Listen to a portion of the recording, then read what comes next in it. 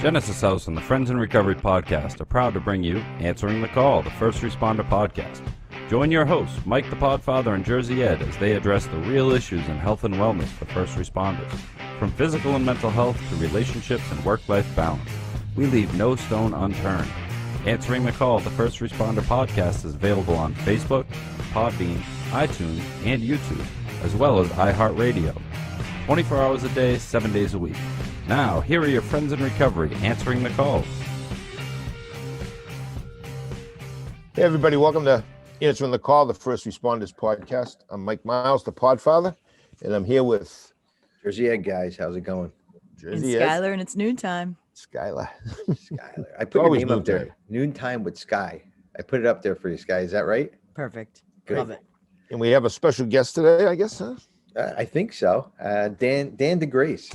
We'll be bringing on here in a second. We just got to do some senseless talking here to keep our not so stuff much going senseless. We just got to give out some phone numbers and information. That's it. So, guys, if you want to get a hold of us, yeah, absolutely. If you want to get a hold of us, you can call us at 617-379-1163. That's 617-379-1163, or email us at help@friendsandrecoverypodcast.com. And that's the best way to get a hold of us. Podfather, real quick, I want to Skylar came on. You were absent, I think, last week or the week before. Mm-hmm. If you scroll back to a couple of shows to listen to Skylar and I, two convicts doing a cop show. Answering the call. That's right. We were answering the call for you, Podfather. Right. But I appreciate it. I was laid up. He was. And then then Podfather and I had a talk, and I said, Skylar's pretty good, man. She added a lot to the show, and Podfather agreed with me. So I think this might be the first week you doing the show with us, correct, Sky? As far as all of us? No, all of us, yeah. Yeah. Maybe for the Answering the Call, yes. For ATC, right. yeah, for ATC. Right, so right, yeah, not FIR. Sponsored by FirstNet. Built by AT&T. That's right. We have to get that in there, guys. But, it's real important. And, the more I watch that commercial, the more I realize what an important element FirstNet brings to EMS, police, fire. I mean, I guess Chicago firefighter. I mean, you can't get much busier than that, I'm sure. Mm-hmm. And, I just think it's amazing. And now it's like when you buy a car, you think nobody else has that car till you buy one, and everywhere you look, you see the car. Well, now everywhere I look, I see FirstNet by AT&T. I know. Thank you guys. Proud to be doing this. Proud to be doing this. Yeah. Absolutely. Well, guys, we do have Dan DeGryse on. He is a Chicago firefighter department firefighter, retired, and now he's working with Rosecrance. He has an amazing career. He has his bachelor's degree in psychology. He works for Rosecrance, their Florian Program. Just an amazing background that Dan has. Dan and I met years ago, probably 20 years ago. We're not that old. So we were like 25 when we met, Dan, 21 when we met.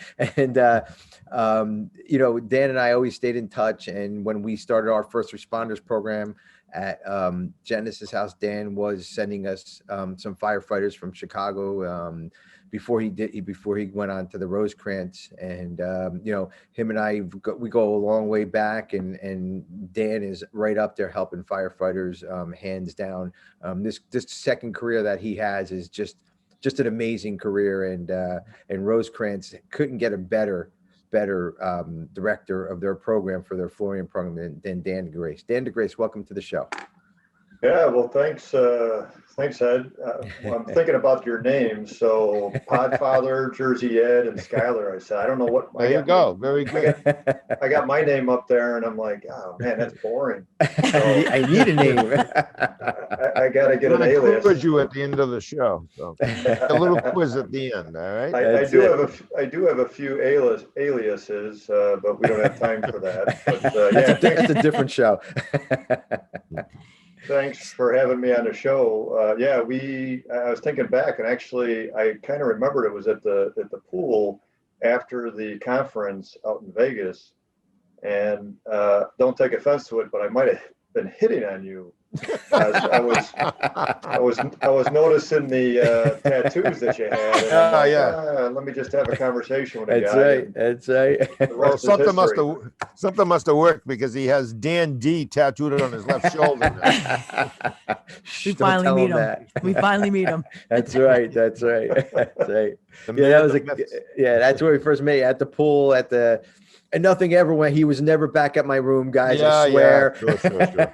Hey, what happens in No. Vegas stays in Vegas. That's right. That's right, We don't guys. want to know. So, Dan, you got quite an extensive career. Tell us about it. Tell us about day one in the Firefighters Academy up to where you are. Yeah, so I always laugh because if people do have an extensive career, that means that they're older. Yeah. And we go back into our career and think, oh, I just want to do this, this, and this. And some people have asked me how I got to where I was at, and I said, well, 56 years. Great. Well, one of the reasons I got into fire service is because the FBI, the Secret Service, CIA, and the state police didn't want me. So became a Chicago firefighter, and it couldn't be better. My dad was a cop for 32 years in Chicago, heard all the stories. He didn't want me to become a Chicago cop just because whatever you see on TV, it's worse. I bet. And he worked in a lot of the gang crime and organized crime. And, I'll just say people live in it, people work in certain areas of the country. And there's a certain mystique about Chicago, and it's true. But fire service has been great to me. I've been I retired last November, spent 30 years in there, started when I was 24. But what I'll say with that is it definitely changed me. What I started to do before that was counseling. I started in 1986 when I graduated college, thinking I was going to get into business. And I ended up finding myself counseling adolescents that were 13 to 18 with behavioral disorders. Sure. And the great thing about that is that got me prepared to raise a family of 4. My wife also has a master's in child and family therapy, so that gave us a great education. But no, I've been in behavioral health for 34 years, really my entire life, because my dad, who passed away a couple of years ago, was in recovery both for alcohol and dealing with bipolar disorder, and his father was an alcoholic. So I got a lifetime of experience. I'm not an expert. I certainly would say I have an area of concentration. And besides all my other experience, what led me to, one of the things that I did besides the firefighting and worked my way up through the ranks and becoming a lieutenant, a captain, and a chief, and was working with the union's EAP program that covered 8,000 active and retired members. Plus their spouses and their families. So it's a pretty ominous task.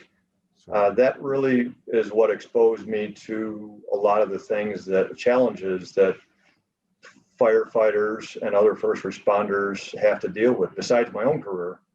And the one thing that I was not expecting back in 2008, 2009, 2010 was we had a cluster of suicides. And we had 11 in 2.5 years of active and retired members. That got me to do some research. I've worked with the Illinois Fire Service Institute here in Illinois. I've worked with the National Council for Behavioral Health on their fire and EMS mental health first aid program. I've worked with the NFFF, the National Fallen Firefighters Foundation. And I've also worked with the IFF on their initiative to develop a peer support program and a few others, but I won't bore the heck out of you guys. But what's cool is that growing up in an alcoholic family and then working with alcoholics and family members and affected people, we know that there's an issue out there.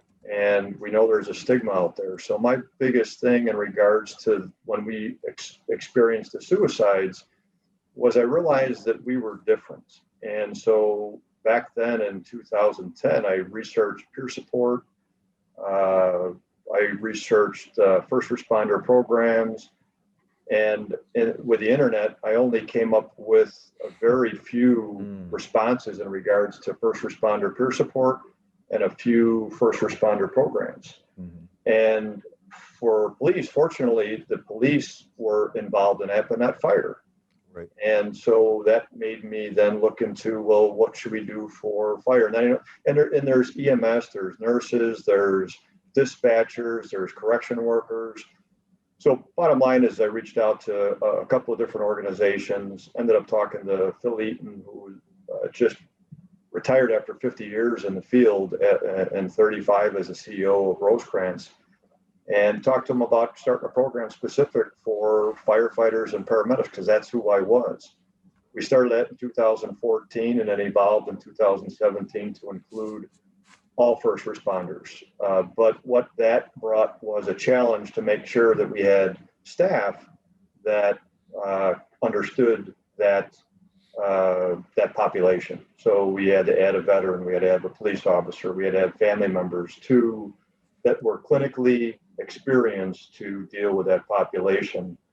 And like with talking with Ed, you know, addiction and alcoholism, it crosses all boundaries, and it's a chronic relapsing disease. So we need to collaborate and talk, and there's not a program that is one size fits all. So that's why it's great to meet people like yourselves, to meet the people in the trenches that have experience, that don't pronounce their R's like some people. No offense. Good one. Hey, Dan, you know, I'm listening to you. I'm listening to you, and it's preaching to the choir. I'm 10 years older than you. I've been in this business 10 years longer than you. You know what I mean? I started in 1980, but there was never a program available. There was one cop in Boston. His name was Eddie Donovan, and he kind of went public looking, you know, to help cops. But other than him, there was no one around. But I found a place down in Pennsylvania, Pittsburgh, Pennsylvania, in 1987, and it was put on by the Chiefs of Police Convention, and it was about helping, you know, cops helping cops. So I went to it, and the rest is history. I got my master's in social work, and I've been counseling and everything. But I've had one of my close friends was a firefighter, and he was in this office that I'm sitting in now, and I've told the story before, but he left here on a Tuesday. He had been sober 30 days. He was getting back with his wife and children, and everything was good. And Saturday, I went up to Maine to my family's beach house, and I got a call that he had hung himself at the in the hose tower. His brother, twin brother's a firefighter, just retired a couple of years ago, but it was just horrific, you know.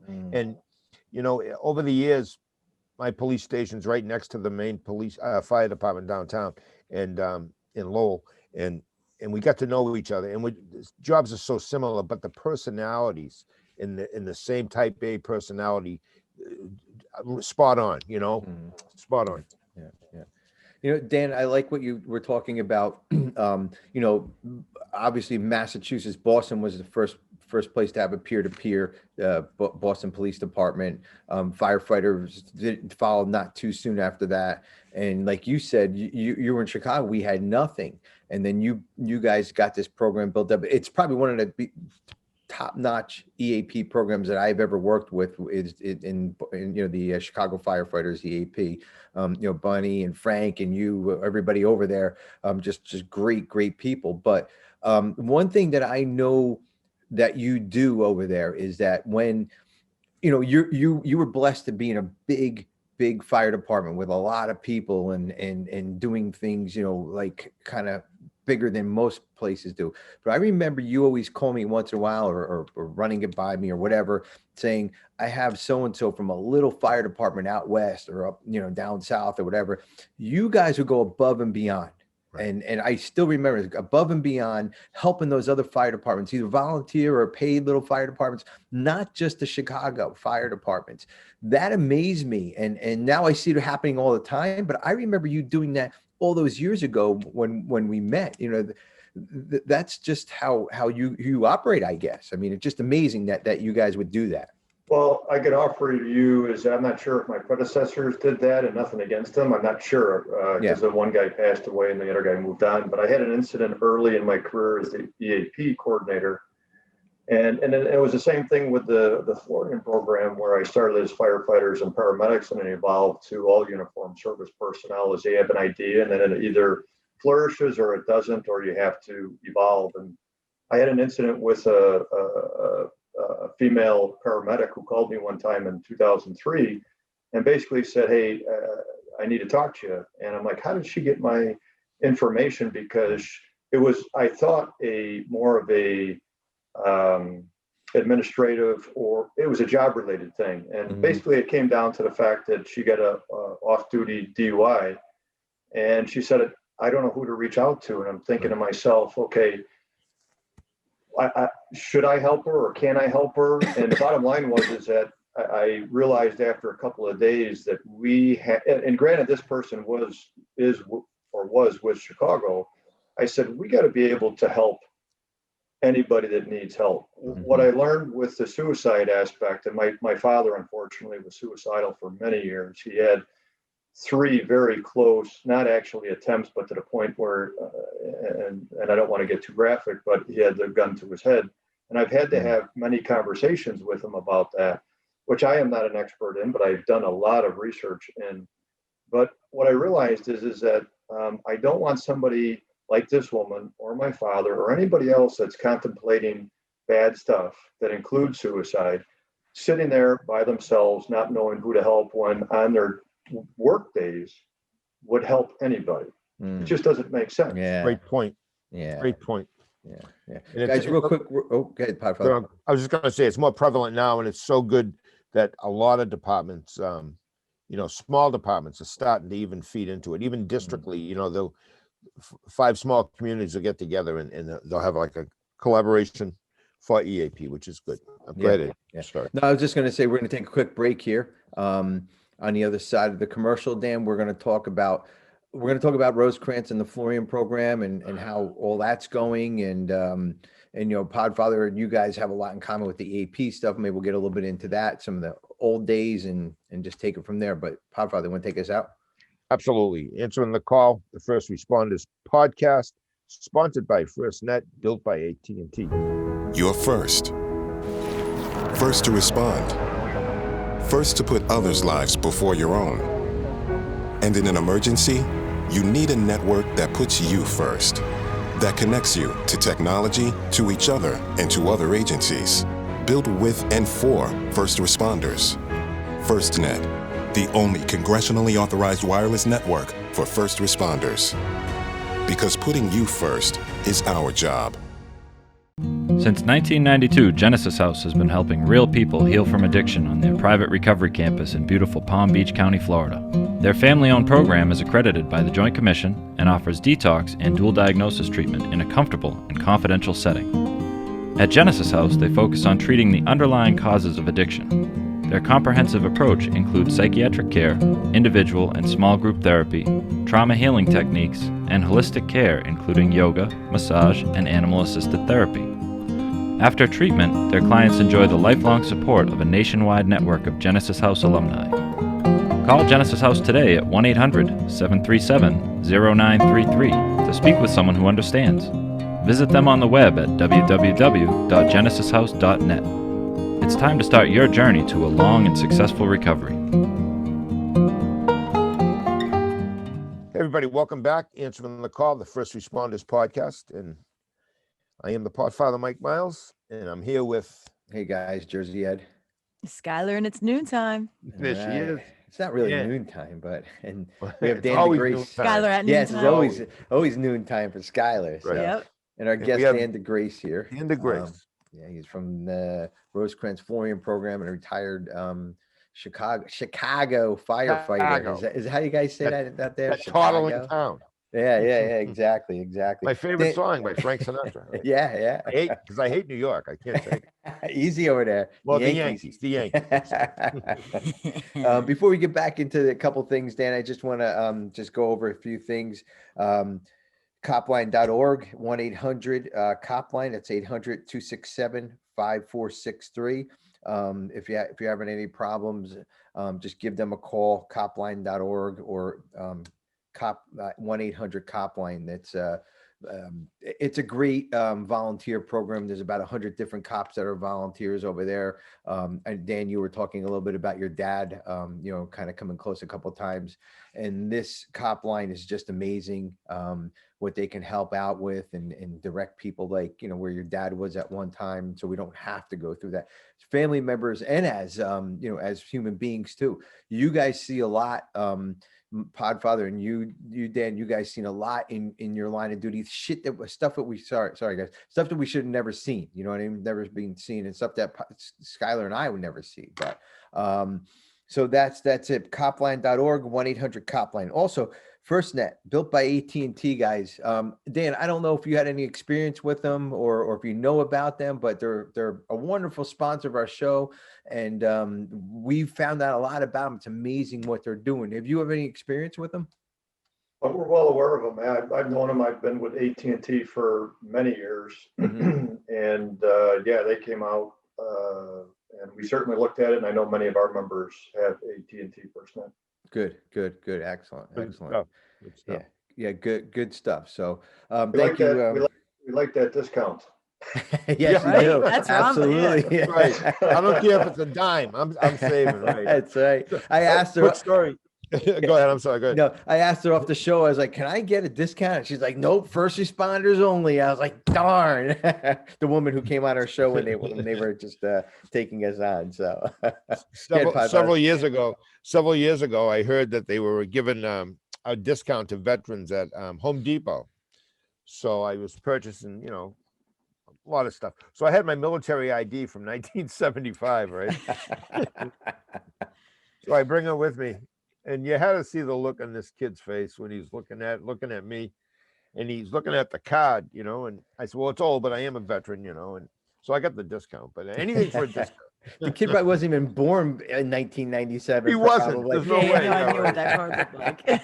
Oh God. Well, before the break, we got a great guest.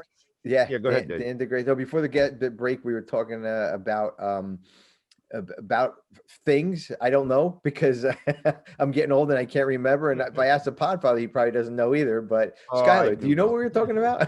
Yeah, well, I mean, I think it's awesome you guys, you realize that you had to find staff that specialized in it. Like, I think that's so important, because honestly, like for me, my brother is a firefighter, so I can relate from having a family member that goes and does that for a living, but I don't know, you know what I mean? So for me to help someone that's seen the things that you've seen, like it wouldn't really be helpful. So it's so important that, you guys did that, and that you found like what, the staff you needed. So absolutely, that's awesome. I just think it's important for me to say this, you and Ed, you guys are so important. I mean, we couldn't do anything without either one of you. And I've only known Skylar for a short time, but definitely your energy and your personality is just through the roof. The fact that you're recovering, and I mean, we're all blessed. But Eddie, I've known for a while, and I've called him hundreds of times, and never let me down. Always willing to help, even if you can't get him into Genesis, which is, that's where I try to send everyone because of the great results I have. Mm-hmm. He always, he right to the end, he'll follow it through. And where do you find people like that? Now I'm listening to Dan DeGryse, and he's talking about exactly what we're talking about. How people, someone would call out of obscure person, and you feel a need to help. You're not getting paid, you're taking time. What's more valuable than time? You're using time, and it is important to us. I've done it many times, and I'm sure you've done it, Skylar, and I'm sure Eddie's done it too. I think it's the recovery aspect of it. Yeah, absolutely. We know there's no price to a life. No. You know what I mean? Like that's the reality of it. We know there's no price to life. Just like when Dan every time went into a fire, that's what you know what I mean? It's like, I'm sure there's no price. You go to the bat for them, you know? Yeah, right. Yeah, absolutely. That's good hearts. And Dan, you're doing that over in Rosecrance, the Florian Program too. And, I got a chance a couple of years ago to tour that and sit down with Dan and talk to his therapist and just really understand his program, because Dan and I do refer once in a while, not a lot, but once in a while we'll refer back and forth to each other for somebody I can't take, or somebody he wants to get out of there, or whatever the case may be, into each other's first responders program. But tell us about the Florian Program over there at Rosecrance. Yeah, well, we kind of talked about the suicide stuff and the peer support, and I had an idea of, as I talked to many of our members on the fire department, and I probably had 3,000 to 4,000 contacts over a 14-year period, which some people would be like, oh my gosh, but that's a good thing because hopefully that didn't lead to somebody taking their life. And maybe we're able to intervene with them. I always believe that people don't know about you or us or anybody, how can they access us? But in regards to the program, what was the initial thing is I had to realize why people would come and see me. And I asked that question all the time. I said, why'd you come and talk to me? And 100% of the time was because it was a referral from somebody else and they said that they trusted me. So I knew that the trust piece was the biggest thing.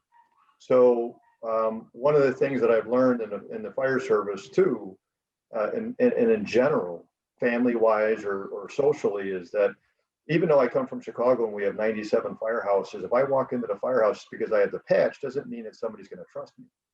So when we talk about treatment and treatment programs across the country, there's a lot of good names out there. Obviously, Genesis being one of them. Rosecrance has been around for 104 years. Crazy.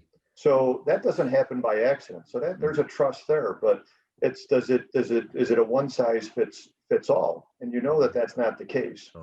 No. So when I had the idea of a first responder program, I knew that I could create a curriculum, and there's certain pieces that needed to be a part of it. And number one thing, honestly, had to be the fact that we had to provide peer support. Peer support's been around since the 1800s. It started out in France, and then it was in 1900s by a couple of doctors that really infused it into insane asylums so people would have a sense of understanding. For us as first responders, we take people to treatment centers. We don't go behind those doors. And if we do, we want to get the hell out. Right. So we have to understand the fact that when people come into a treatment center, we're going to look at how it looks, how it smells, and how we feel as we walk in there. And if it's not good, we're going to be out of our skin. So that is a big piece.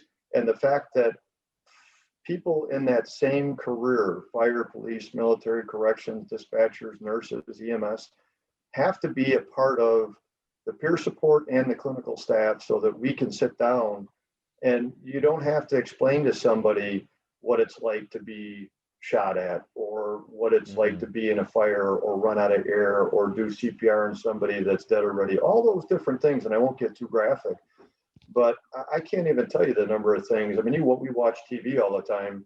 You see the news, anything that's probably happened. If somebody's been in one of our careers, Right. We've probably seen it or been in it at least once, if not multiple times. So the peer support, the staff, and then you got to create a curriculum. And I'll guarantee you that not everybody is fit to be into necessarily, I wouldn't say fit, but wouldn't necessarily respond to every single program. Again, not one size fits all. So I try to share with people, we have a regimented program from 6:30 in the morning till 10:30 at night. And it's very structured. Many of the first responders respond really well to that. What I've learned is that when there's, and I don't want to be negative to any program, but when you give us free time, that's usually when we get ourselves into trouble. Free time and self-care is important, but it's also got to be somewhat structured. But I find out from a lot of the people that come through our program, they weren't the ones that were drinking at the bar all the time, is the ones that they went home and drank themselves to sleep or took the drugs or medication or whatever it was to get the thoughts to slow down, to get the visions to stop and to really kind of pass out and to numb yourself from the feelings and emotions.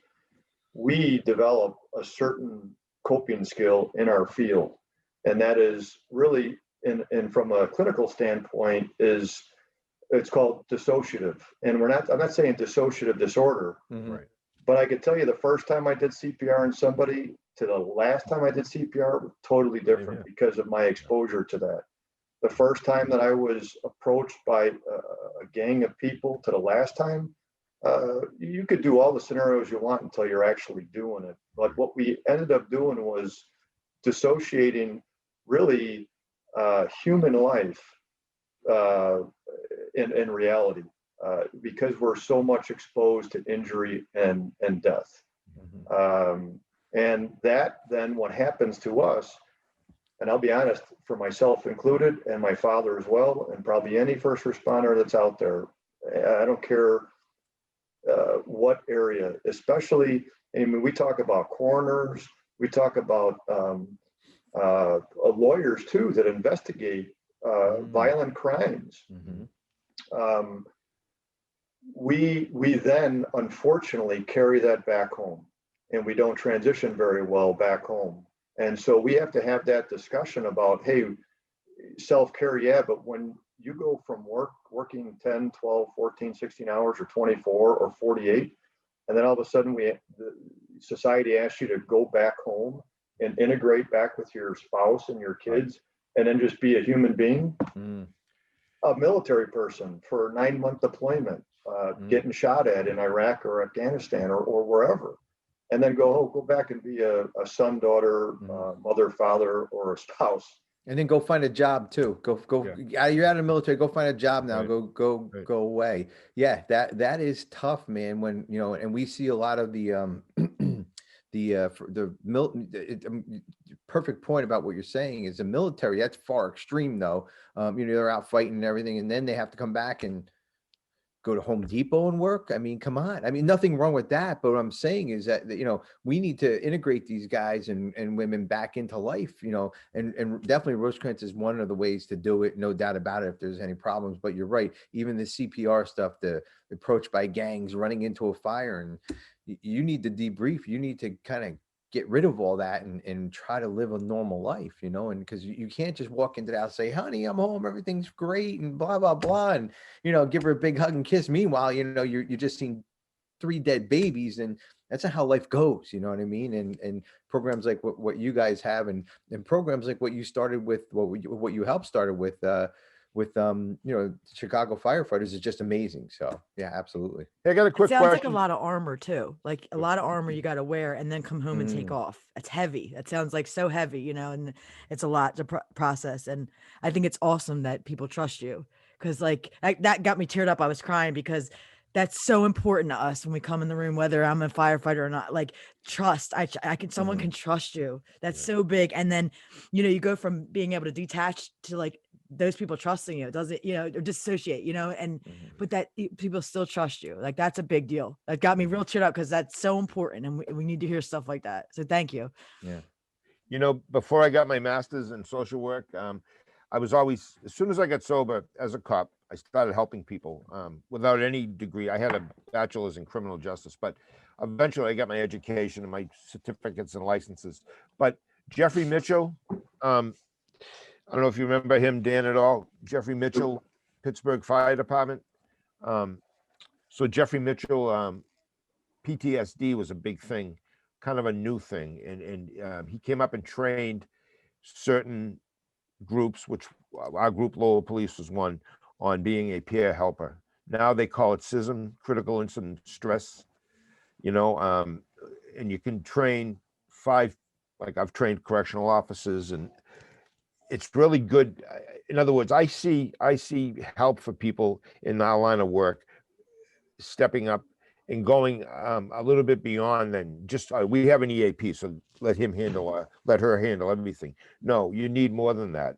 And so gradually, this is, in the 34 years I've been involved, I can see it growing in leaps and bounds, but so slow. Were you familiar with Jeffrey Mitchell at all during your time? Yeah. Jeff was the pioneer. I mean, he's the one that put a spotlight on the fact that cumulative exposure to events is going to have an effect on you. A simple thing is that if you go out and rake your lawn too long without gloves, guess what's going to happen? You're going to get a friggin' blister. And if you do it on a continuous basis, guess what? You're going to get a callus. He was the one that developed, debriefing and diffusings and discussed one-on-one and had that conversation.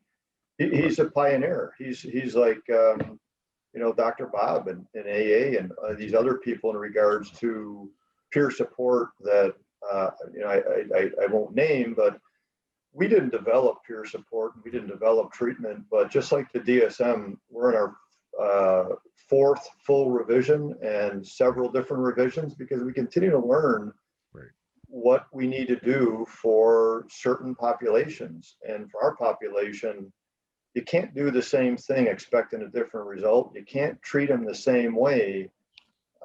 Certainly self-help is important, AA, 12 steps, NA, but you have to have somebody.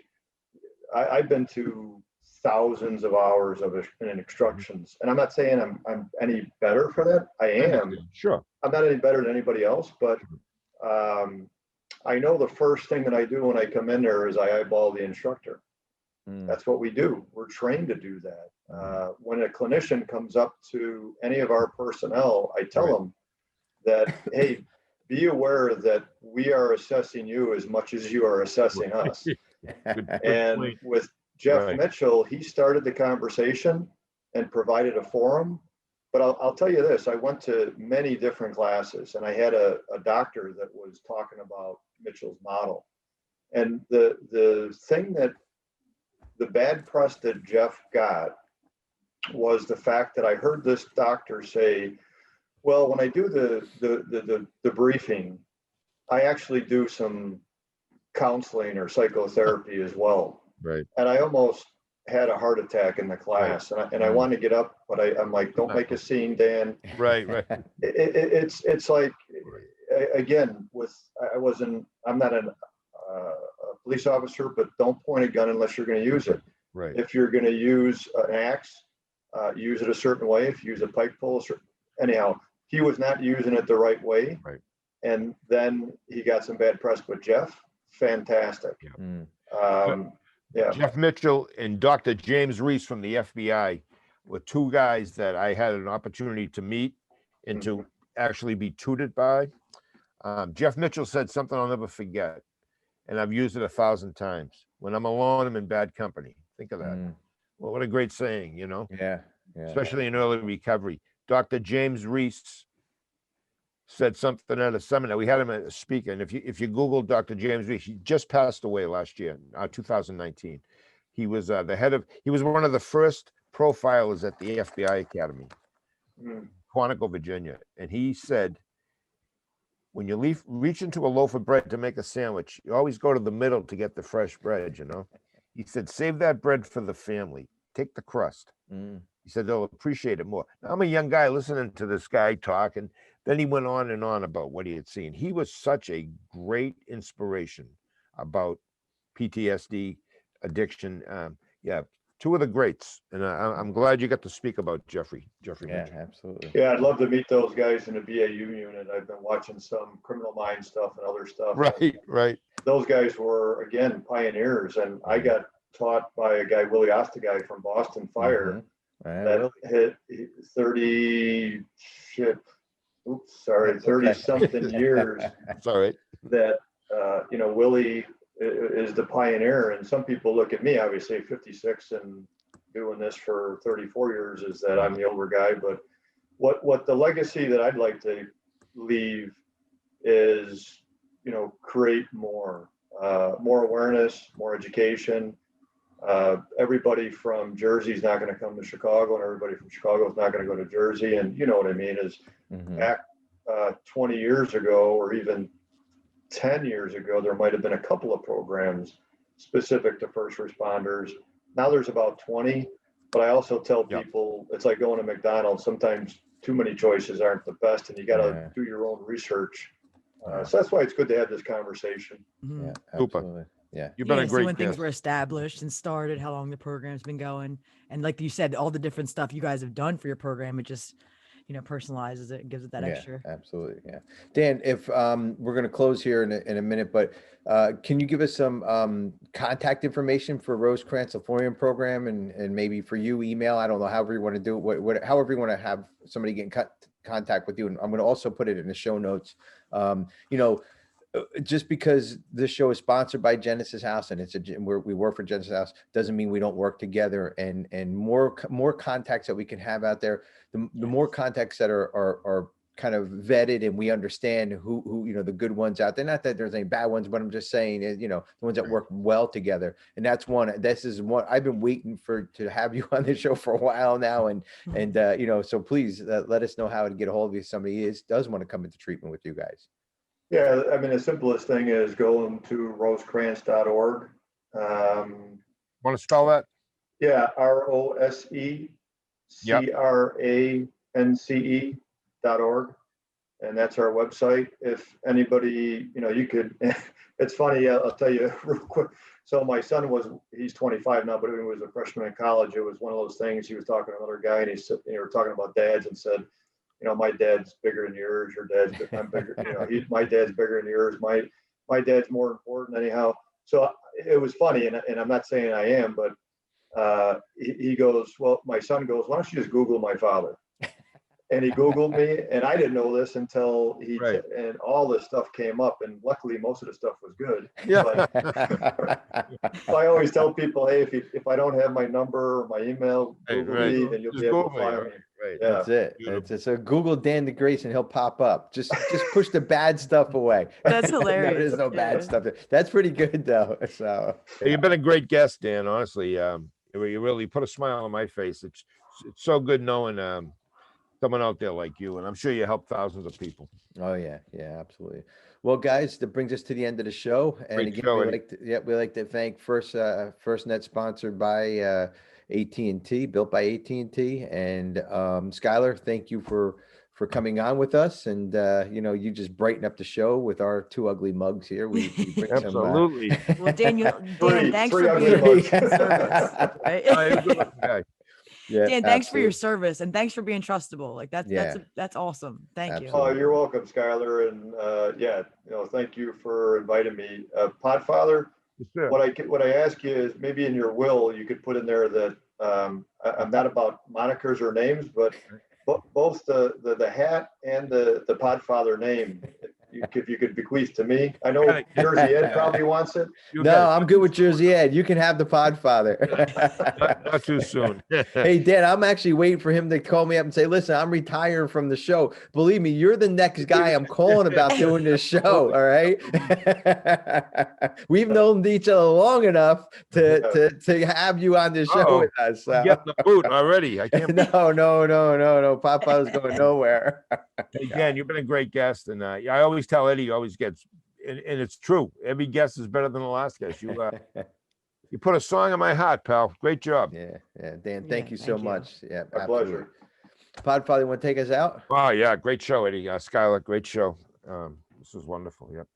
Answering the Call, the First Responders podcast, sponsored by FirstNet, built by AT&T. Stay safe, everybody. Yep.